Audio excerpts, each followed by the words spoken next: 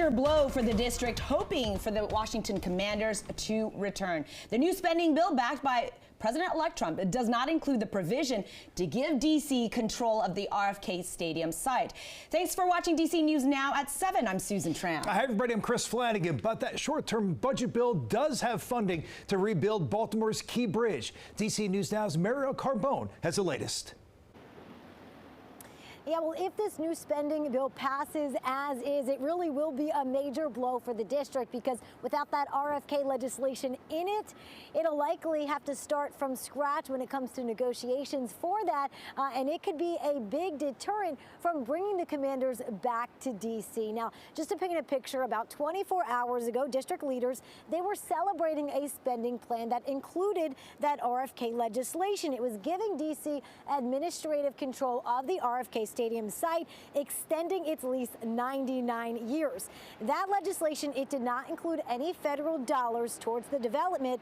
What it did do, though, was it expanded what D.C. could do with that land from just sports and recreational purposes to more types of development, so housing, park space, and beyond. Of course, we know a big plan for that land was building a new stadium for the Commanders and potentially bringing the team back to D.C. So we are still waiting for comment from the mayor's office. We reached out, but earlier today we heard from her at a press event, and she explained without the RFK legislation in this spending bill, it's likely that all of this needs to start from scratch.